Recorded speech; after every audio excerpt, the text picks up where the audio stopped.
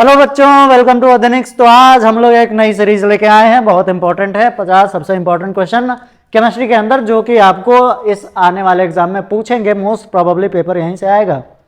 और चलिए इसकी तैयारी हम लोग फटाफट कर लेते हैं, कोई दिक्कत वाली बात नहीं, बहुत आराम से आइए करते जाते हैं। देखिए सबसे पहला क्वेश्चन नंबर वन क्या कह रहा है भैया?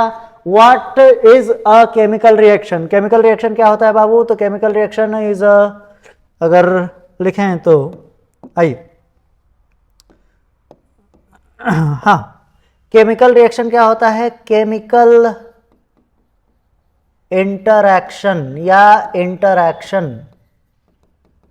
बिटवीन टू और more than two substance on certain given condition। ठीक है, दो सब्सटेंसेस का आपस में किसी खास टेम्परेचर एंड प्रेशर पे जो इंटरेक्शन होता है, जो ultimately led to formation of new compound, led to formation of new substance, formation of new substance is called क्या? Is called chemical reaction, is called chemical reaction. अब chemical reaction में दो property पूछ रहा है। तो पहला भैया चेंज इन फिजिकल स्टेट कह सकते हो, फिजिकल स्टेट। दूसरा आप कह सकते हो चेंज इन कलर। क्या कह सकते हो भैया? Change in colour. अब इसमें इस वाले रिएक्शन में ध्यान से देखिएगा, आप लोग एग्जाम्पल की बात नहीं करी है, लेकिन आपको एग्जाम्पल लिखना है। कुछ भी लिख लो, लेकिन लिखो जरूर। ठीक है, चलो भैया आगे बात करते हैं। Why should magnesium ribbon be clean before burning? तो क्या होता है कि मैग्नीशियम रिबन के ऊपर एक कोटिंग ऑफ स्टेबल MgO मतलब मैग्नीशियम ऑक्साइड इज फॉर्म्ड। अब इसकी वजह से क्या होता है कि रिएक्शन अच्छे से नहीं हो पाती है। इस चीज को to remove that layer we use the sandpaper. किससे? सैंड पेपर के इस्तेमाल से हम क्या करते हैं? सैंड पेपर के यूज से क्या करते हैं? हम उसके लेयर को हटा देते हैं ताकि वो ढंग से जले, है ना। चलो भैया आगे अगला है, what is defined oxidation and reduction with an example. ये देख लो, इधर लिख लिया हमने ऑक्सीडेशन और इधर लिख लिया हमने रिडक्शन। क्या देख लिया भैया? रिडक्शन। देखो तीन चार बातें होती हैं, देख लेते हैं। ऑक्सीडेशन क्या होता है? ऑक्सीडेशन होता है एडिशन ऑफ ऑक्सीजन। क्या होता है? Addition of oxygen.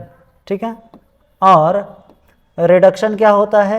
Addition of hydrogen, addition of hydrogen, hydrogen. ठीक है, उसके बाद ये लॉस ऑफ इलेक्ट्रॉन होता है। ये क्या होता है? Gain of electron. क्या होता है? Gain of electron. इसमें ऑक्सीडेशन नंबर क्या होता है भैया? बढ़ता है। इसमें ऑक्सीडेशन नंबर क्या होता है? घटता है। बोले एग्जाम्पल, एग्जाम्पल कुछ भी ले लो। एग्जाम्पल क्या लोगे भैया? एग्जाम्पल ले लो कि मान लो Mg है, Mg के साथ ऑक्सीजन जुड़ा, MgO बना।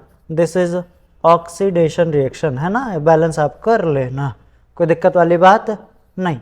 ठीक है, अब अगर बोले रिडक्शन बताओ, तो रिडक्शन क्या होता है? Reduction basically removal of oxygen होता है। Removal of oxygen. कोई ऐसा एग्जांपल देखो भैया, अगर आप देखोगे यार, जैसे कि Fe है प्लस CuSO4 है, CuSO4। यहाँ पे अगर इसकी बात करें कॉपर की, तो ये FeSO4 हो जाएगा, मतलब इसका ऑक्सीडेशन हो गया, और कॉपर का क्या हो गया? रिडक्शन हो गया, क्योंकि ऑक्सीडेशन स्टेट में फर्क आया है। चलिए आगे देख लेते हैं। Balance the chemical equation. सबसे पहले इस इक्वेशन को बैलेंस करने का तरीका समझिए। आयरन और H2O है, तो सबसे पहले आप मेटल को बैलेंस करेंगे। किसको बैलेंस करेंगे बाबू? मेटल को बैलेंस करेंगे। तो सबसे पहला मेटल कौन है? आयरन। तो यहाँ पे क्या लिख लिए? 3। और उसके बाद हम बैलेंस करेंगे हाइड्रोजन। हाइड्रोजन को बैलेंस करने की जरूरत है क्या? हाइड्रोजन यहाँ पे 2 है, यहाँ भी 2 है। तो पहले ऑक्सीजन देख लो। ऑक्सीजन यहाँ पे कितना है बाबू? 4। तो यहाँ पे हमने क्या लिख दिया? 4। अब हाइड्रोजन कितना हो गया? 4 दूना के 8, तो इधर भी 4 लिख लो। सेवा समाप्त। कोई दिक्कत वाली बात नहीं, बहुत इजी है। आगे देखिए, आगे क्या है? What is corrosion? Explain rusting of iron. Corrosion क्या होता है? Depletion of outer layer. Depletion, degradation कह लो, of outer layer by what? Bye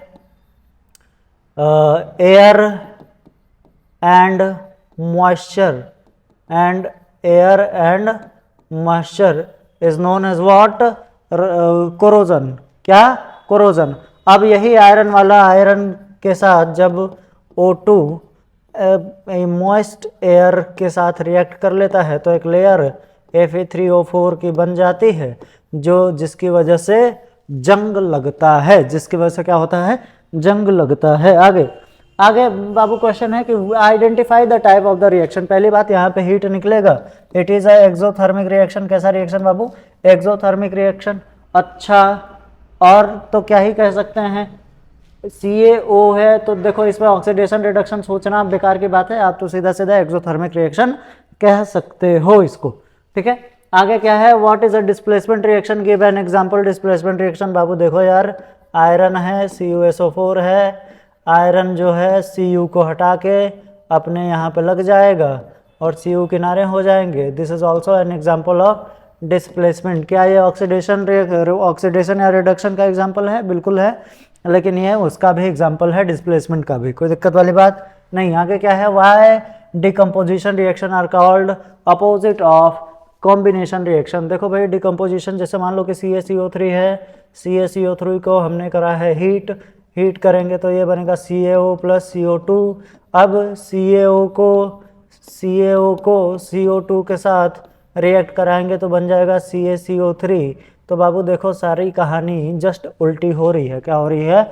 उल्टी हो रही है। खैर, इसीलिए चलिए right the balance chemical equation. तो जिंक है, सॉलिड है, डाइल्यूट H2SO4 है, डाइल्यूट H2SO4 जब ये रिएक्ट करा तो बनेगा ZnSO4 और हाइड्रोजन गैस रिलीज होगी। हाइड्रोजन गैस रिलीज होगी। ठीक है, आगे बढ़ते हैं। आगे बढ़ेंगे कि व्हाट इज रेंसिडिटी। रेंसिडिटी क्या होता है? The oxidation of food particles. खाना खराब हो जाता है ना, उसी को कहते हैं क्या भैया? रेंसिडिटी कहते हैं। कैसे ये प्रिवेंट कर सकते हैं? By adding antioxidant. By adding antioxidants. ठीक है, एंटीऑक्सीडेंट्स डालेंगे तो ये क्या हो जाएगा? रेंसिडिटी प्रिवेंट हो जाएगी। चलिए अब हम लोग नेक्स्ट चैप्टर, चूंकि ये केमिकल रिएक्शन एंड इक्वेशन का था, अब नेक्स्ट चैप्टर की चर्चा हम लोग कर लेते हैं।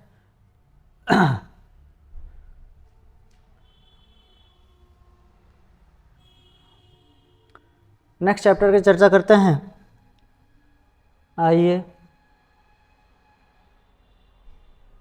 तो अगला जो चैप्टर है वो है एसिड बेस एंड सॉल्ट। इसके अंदर क्या है? गिवन पहला क्वेश्चन क्या है? What are acid and base? Give one example of each. तो एसिड क्या? जो H प्लस डोनेट करे। बेस क्या? जो H माइनस डोनेट करे। सॉल्ट क्या होता है? जिसके पास दो चीजें हों, एसिडिक रेडिकल और बेसिक रेडिकल। एसिडिक रेडिकल जो एसिड से बाहर आता है बाबू, जैसे Cl माइनस, NaOH से क्या आया? Na प्लस आया। ये दोनों मिले तो क्या बना? सॉल्ट बना। ठीक है ना। इनका जो pH होगा वो लेस देन 7 होगा, इसका pH मोर देन 7 होगा, इसका pH 7 के बराबर होगा। कोई दिक्कत वाली बात नहीं। नेक्स्ट हम लोग करते हैं कि what is the name of baking soda. Baking देखो, केमिकल सोडा अपने को दो पढ़ने हैं, एक बेकिंग सोडा पढ़ना है और एक वॉशिंग सोडा पढ़ना है। वॉशिंग सोडा क्या होता है भैया? वॉशिंग सोडा होता है सोडियम कार्बोनेट और बेकिंग सोडा क्या होता है, NaHCO3, ठीक है ना। केमिकल फॉर्मूला लिखना है, हम लिख देंगे। आगे क्या है भैया, right the chemical reaction involve in the preparation of washing soda. क्या काम करो कि सोडियम हाइड्रोजन कार्बोनेट ले लो या सोडियम बाइकार्बोनेट ले लो, इसको हीट करोगे Na2CO3 plus H2O plus CO2 बन जाएगा। इसी को वॉशिंग सोडा कहते हैं। क्या कहते हैं बाबू, वॉशिंग सोडा। कोई दिक्कत वाली बात नहीं। नेक्स्ट क्या है भाई, what happens when acid react with the metal carbonate और metal hydrogen carbonate sorry, metal carbonate और metal hydrogen carbonate. Metal carbonate और मेटल हाइड्रोजन कार्बोनेट के साथ एसिड रिएक्ट करेगा तो बनेगा salt plus CO2 plus H2O। कोई दिक्कत वाली बात नहीं। एग्जांपल अपने सामने है, NaCl plus CO2 plus H2O बना, आपको याद होना चाहिए, ठीक है। आगे बढ़ते हैं। आगे कह रहा है कि why should acid be diluted by adding them to water and not to water to acid. क्या होता है कि हाईली एक्सोथर्मिक प्रोसेस होता है। कैसा होता है, हाईली एक्सोथर्मिक। तो हम क्या काम करते हैं कि पानी ले लेंगे, उसमें ड्रॉप ड्रॉप करके एसिड डालेंगे। नहीं, अगर एसिड में पानी डालेंगे आग लग जाएगी, तो हमको आग लगाना नहीं है, हमको तो काम करना है ना भैया।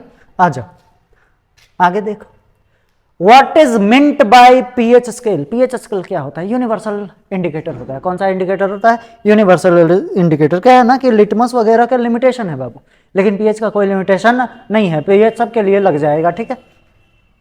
तो पीएच क्या होता है, pH is nothing but power of hydrogen. अगर पूछे तो, अगर नहीं पूछे तो भी आपको सोरेनसन नाम के एक साइंटिस्ट थे जिन्होंने इसकी डिस्कवरी करी थी, ठीक है। और pH is nothing but power of hydrogen. Calculate कैसे करते हैं, minus log H plus, minus log H plus. अगर हम क्वेश्चन लेना चाहें कि मान लो कि किसी सॉल्यूशन में H प्लस का कंसंट्रेशन है -3, तो pH कितना होगा, तो pH आप लिखेंगे माइनस लॉग H प्लस का कंसंट्रेशन है -3, तो 3 यहाँ आ जाएगा, तो आएगा 3 log 10, और log 10 की वैल्यू होती है 1, तो pH कितना आ जाएगा बाबू, 3 आ जाएगा, ठीक है ना। बहुत सिंपल सी बात है। चलिए आगे देखते हैं। What is plaster of Paris? Plaster of Paris is nothing but calcium sulfate hemihydrate, calcium sulphate और आधा पानी। आधा पानी, इनका यूज क्या होता है भाई, डेकोरेशन में यूज करते हैं। बोन फ्रैक्चर, बोन फ्रैक्चर मतलब बोन तोड़ने में नहीं, फिक्स करने में यूज करा जाता है। टॉय वगैरह के मैन्युफैक्चरिंग में इसका यूज होता है, ठीक है ना। चलिए आगे देखें। आगे क्या है, why sodium hydroxide is not kept in glass बोतल। देखो सोडियम हाइड्रोक्साइड चूंकि स्ट्रॉन्ग बेस है, क्या है, स्ट्रॉन्ग बेस, और ग्लास बोतल क्या होता है कि शीशा होता है, और सोडियम हाइड्रोक्साइड चूंकि बेस है तो वो उसका लेयर का नुकसान कर सकता है, क्षरण जिसको कहते हैं। तो उस चीज़ को प्रिवेंट करने के लिए हम क्या करते हैं कि सोडियम हाइड्रोक्साइड को शीशे की बोतल में नहीं रखा जाता है। कोई दिक्कत वाली बात नहीं। आगे देखें आप लोग, right the reaction of zinc granules with dilute hydrochloric acid. Dilute hydrochloric acid ये रहा, ZnCl2, और हाइड्रोजन गैस रिलीज होगी। कोई इसमें दिक्कत वाली बात आपको नहीं होनी चाहिए। क्या रिएक्शन बैलेंस करना आपका काम है, बिल्कुल। तो आप अगर यहाँ पे 2 लगा देंगे तो मामला वैसे ही सॉर्टेड हो जाएगा। चलो अब नेक्स्ट हम चर्चा करते हैं, what are the antacids. Antacids नाम से ही पता चलता है, जो एसिड के एंटी होते हैं। क्या होते हैं, एसिड के एंटी होते हैं, और इनका यूज काहे लिए करते हैं, जब एसिडिटी हमारे बढ़ जाती है तो हम जैसे टैबलेट वगैरह ले रहे हैं, वो क्या है, एंटासिड है। क्या है, एंटासिड। अल्कलाइन नेचर का होता है। कैसा नेचर का होता है भैया, alkaline nature, that means basic nature का होता है। चलिए अब हम देखते हैं नेक्स्ट चैप्टर।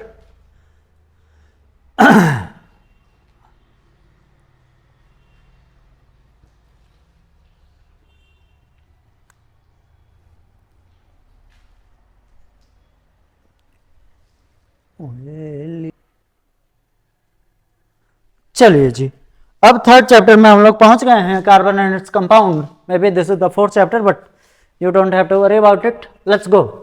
पहला कह रहा है what is the homologous series. देखिए भैया, होमोलोगस सीरीज क्या होती है कि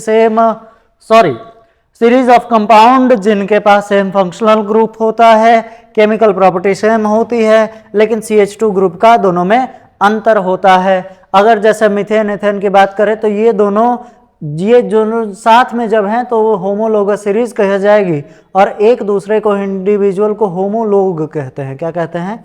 होमोलोग। ठीक है, कोई दिक्कत वाली बात नहीं। आगे बढ़ते हैं। What is ethanol? इथेनॉल क्या होता है? इथेनॉल C2H5OH यूज क्या है भाई? यूज है पेट्रोलियम में एडिटिव के लिए और केमिकल इंडस्ट्री में यूज होता है। एंटीसेप्टिक की तरह भी इसका इस्तेमाल करा जाता है। स्पिरिट जो होता है वो इथेनॉल ही होता है। चलिए आगे देखते हैं हम लोग। Right the chemical equation for the combustion of ethanol. देखो बाबू, इथेनॉल जले या कोई भी हाइड्रोकार्बन जले तो बनना तो CO2 प्लस H2O ही है और हीट निकलेगी। ठीक है ना, तो आप कुछ भी जले, कोई भी हाइड्रोकार्बन जले तो CO2 plus H2O plus heat आपको लिखना है। चलिए आगे देखते हैं। आगे है कि what are covalent compound. Covalent compound क्या होती है? वैसा कंपाउंड जिसके अंदर इलेक्ट्रॉन्स की शेयरिंग होती है। क्या होती है? इलेक्ट्रॉन की म्यूचुअल शेयरिंग होती है। वैसे कंपाउंड को क्या कहते हैं? कोवैलेंट कंपाउंड कहते हैं। क्या कहते हैं? Covalent compound. अब ये कह रहा है कि इनकी लो बॉइलिंग पॉइंट क्या होते हैं, तो बाबू लो बॉइलिंग और लो मेल्टिंग पॉइंट होने का रीजन ये है कि कोवैलेंट बॉन्ड उतना मजबूत नहीं होता है जितना आयनिक बॉन्ड मजबूत होता है। ठीक है, कोई दिक्कत वाली बात नहीं। आगे हम बढ़ते हैं। Right down the structural formula of ethane. Ethane लिखना है C2H6। आपको सबसे पहले जनरल फॉर्मूला आना चाहिए कि जैसे कि अल्केन का क्या होता है? CnH2n+2। अगर इस फॉर्मूले पे कोई पढ़ रहा है तो इसके अंदर आपको समझ में आना चाहिए कि खाली सिंगल बॉन्ड है। कैसा बॉन्ड है? Single bond.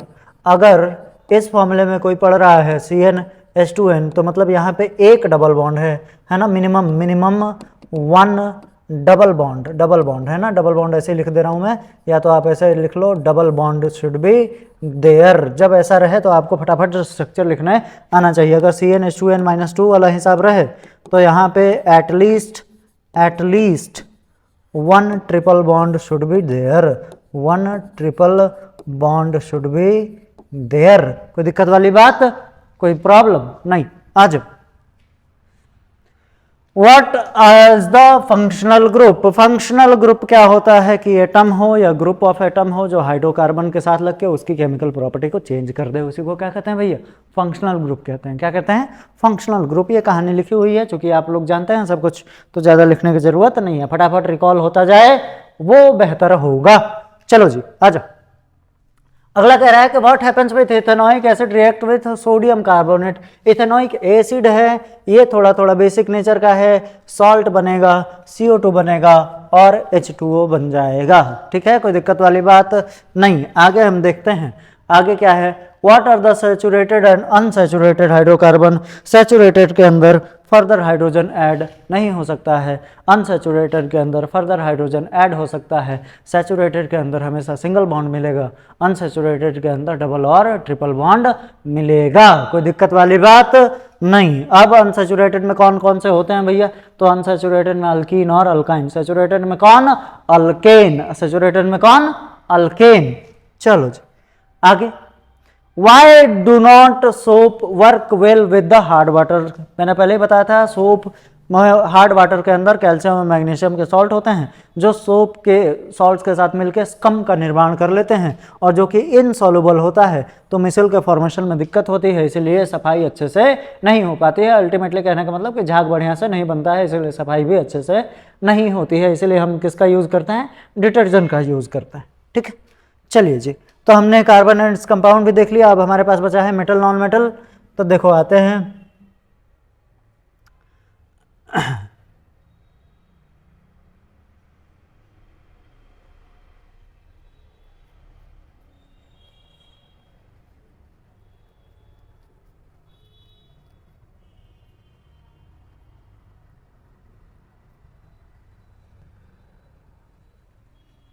चलिए फटाफट कहानी शुरू करते हैं। What is corrosion? वाह, तो बड़ा देखा देखा सा लग रहा है यार। चलिए जी, कोरोजन क्या होता है? डिप्लीशन ऑफ आउटर लेयर, इसकी चर्चा हुई है। डिग्रेडेशन और depletion of outer layer by what? Air and moisture. Bye air and moisture is called what? Corrosion. कैसे प्रिवेंट कर सकते हैं? या तो कोटिंग कर लो, या तो इलेक्ट्रोप्लेटिंग कर लो, या गैल्वेनाइजेशन कर लो। तीन चीजें होती हैं, तीन चीजों में से कुछ भी कर लो तो आपको वो सामान जो है वो रस्ट खाने से बच जाएगा। चलो आगे देखते हैं भैया।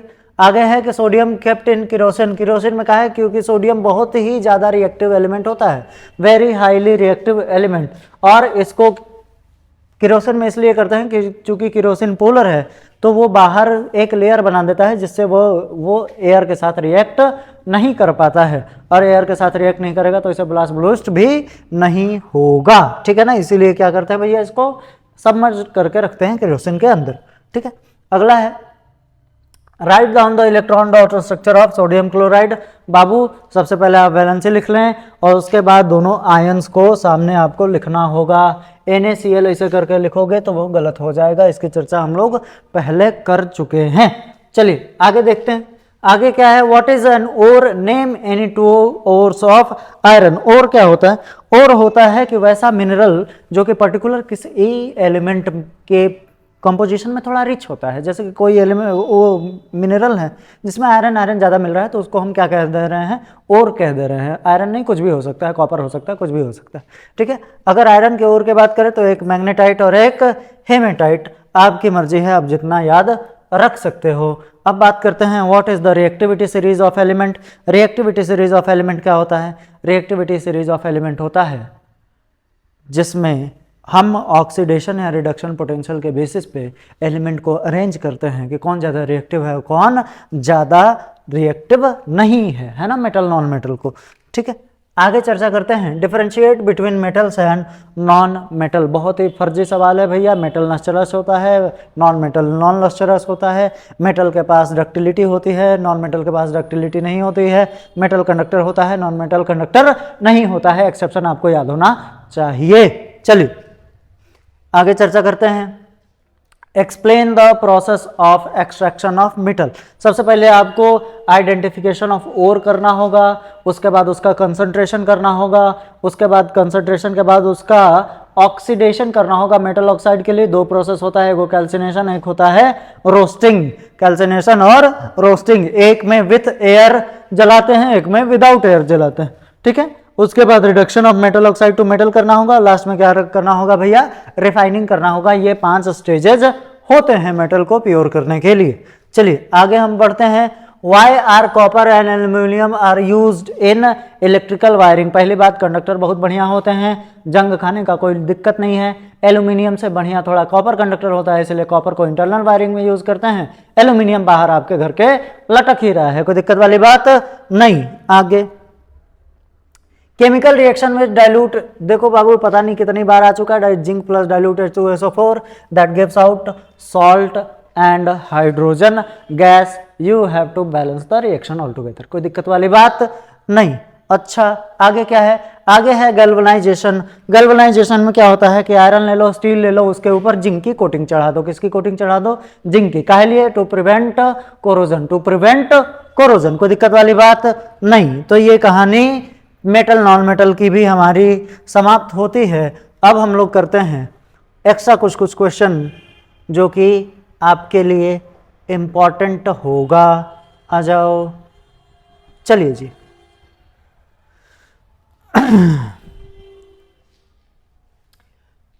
पहला है, right the balance chemical equation for reaction of zinc with dilute hydrochloric acid. बाप रे बाप, कितनी बार हो चुका है बाबू, ठीक है ना। अगर reaction of zinc with dilute hydrochloric acid करा लिया HCl तो क्या बनेगा, ZnCl2 प्लस क्या बाबू, प्लस हाइड्रोजन गैस निकलेगी। और क्या कह रहा है, heating of ferrous sulphate FeSO4 के क्रिस्टल को हम क्या कर रहे हैं, हीट कर रहे हैं। तो जनरली हीट करने के बाद ये FeO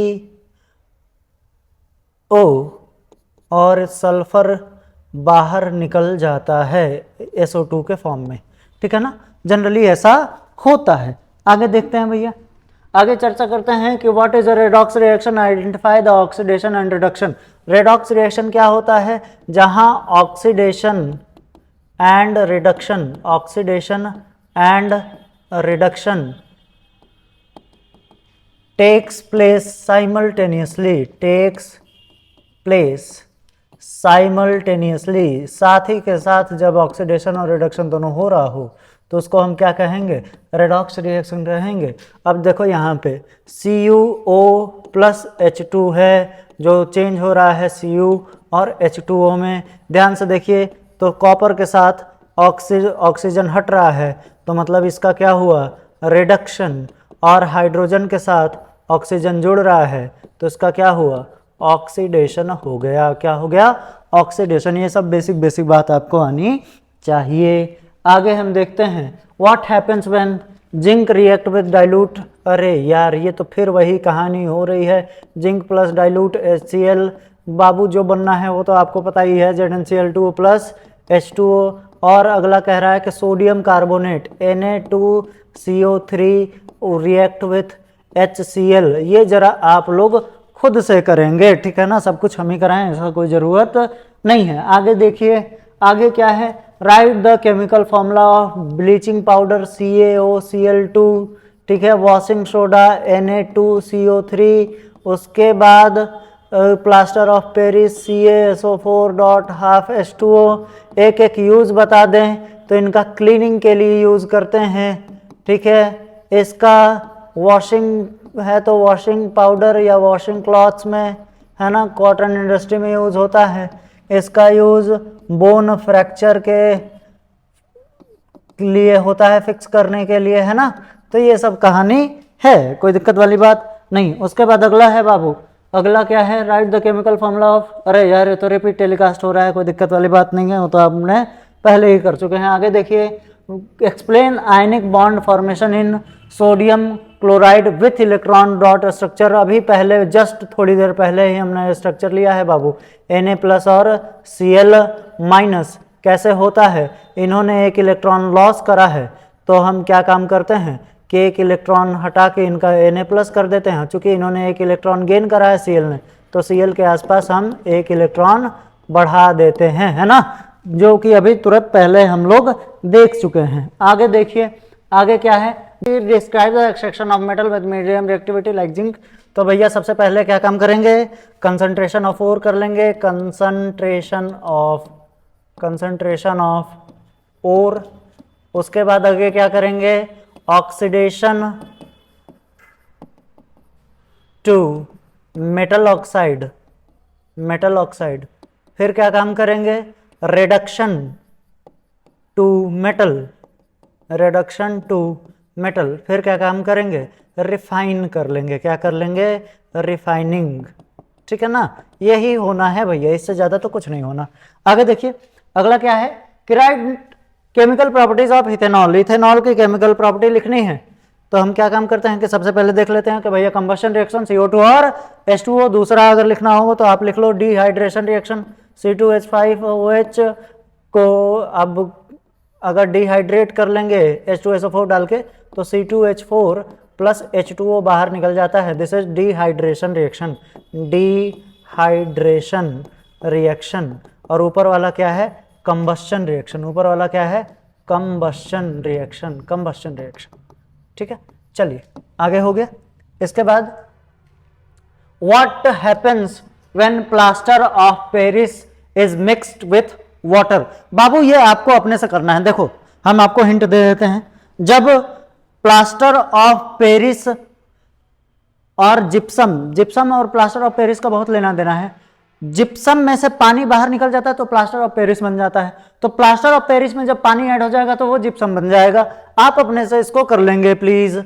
आगे अगला है, why metals are good conductors of electricity, because they have free electron या free electrons to conduct electricity. बाबू कंडक्शन बैंड, वैलेंस बैंड, बहुत कुछ होता है, उतना डिटेल में अभी अपन नहीं जा रहे हैं। बस इतना समझिए कि उनके पास इलेक्ट्रॉन है जो कि लूजली बाउंडेड है, जो इलेक्ट्रिसिटी कंडक्ट कराते हैं। ठीक है, आगे क्या है, आगे कुछ नहीं है, आगे है धन्यवाद। जितना क्वेश्चन आपको कराया इतना क्वेश्चन आप लोग प्लीज जाते समय एक बार देख लें, बहुत सारे क्वेश्चन यहीं से रिपीट होंगे। और फिर हम लोग जब आपका बोर्ड बहुत अच्छा बीत जाएगा उसके बाद हम लोग मिलेंगे नेक्स्ट अगली किसी सीरीज में। तब तक के लिए बहुत बहुत धन्यवाद, मिलते हैं आपसे।